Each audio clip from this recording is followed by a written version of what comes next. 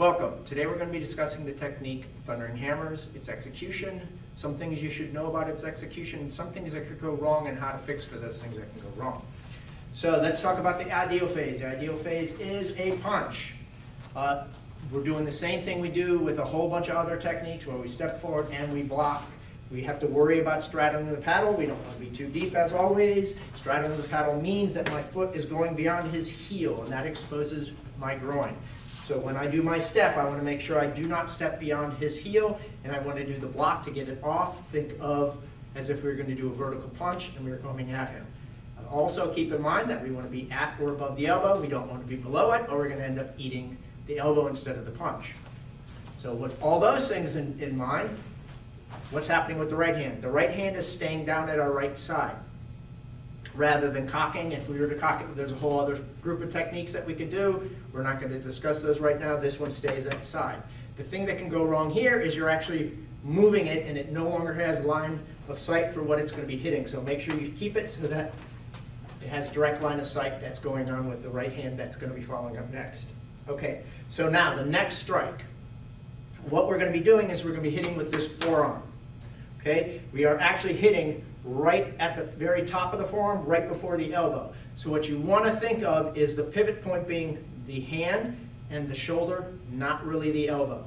Okay, we're not using the body to hit like a clothesline. What we're actually doing is you can think of an uppercut hitting up like this, like you're lifting up, but you're hitting with this part of the arm. Think if you had knuckles there, that's what you would be hitting with.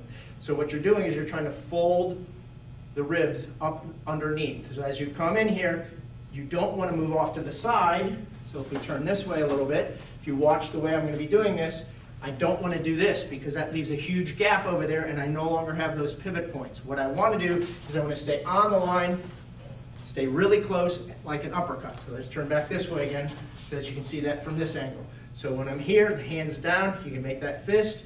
You can have the arm slightly bent if you want to help you out, and then up into those ribs, okay? Now, notice that's the effect that you're gonna get. So now, the next problem that can happen with this is I'm gonna flip this arm over on a circle and end up on top of his arm.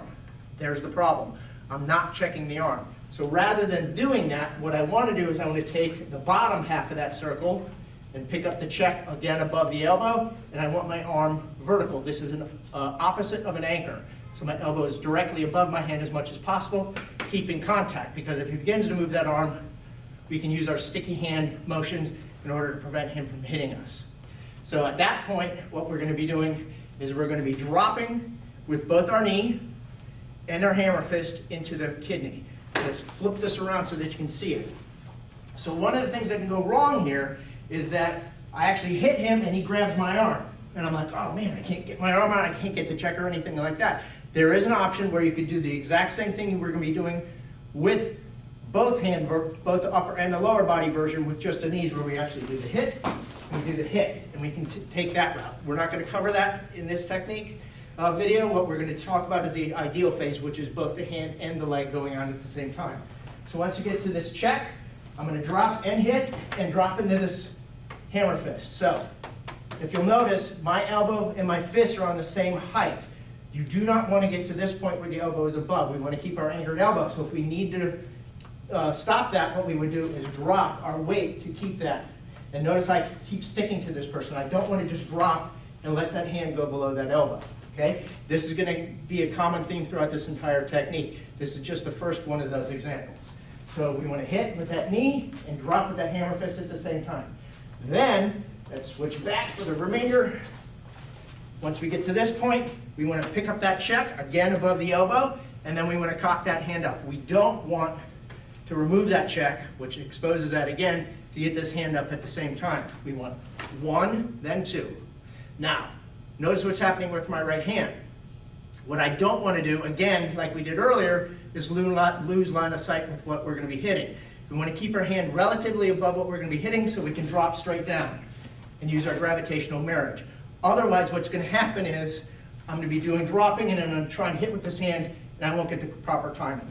So now let's talk about what's happening down here. We picked up this check just like we would do just the leg version only. You're going to be hitting with it the same way you would be doing with the hammer fists. These are the horizontal version. These are the vertical version. So now let's talk about the top part. We've got the hand up. We're going to drop down, just like on the opposite side. Again, anchored elbow.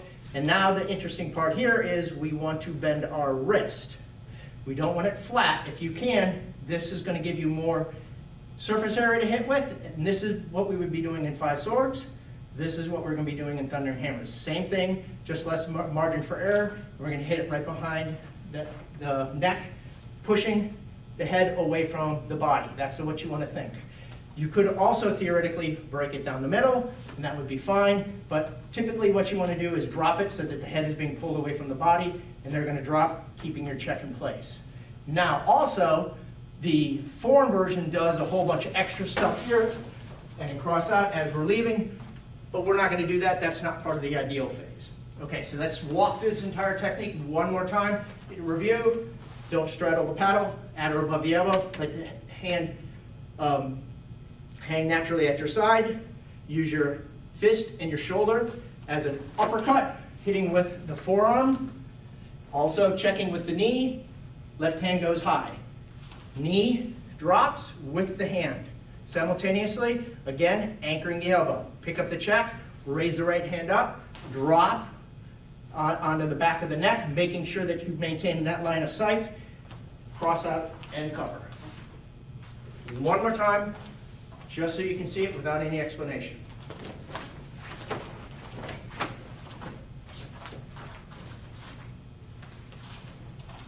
Up. Hope this video helps you. Thank you very much.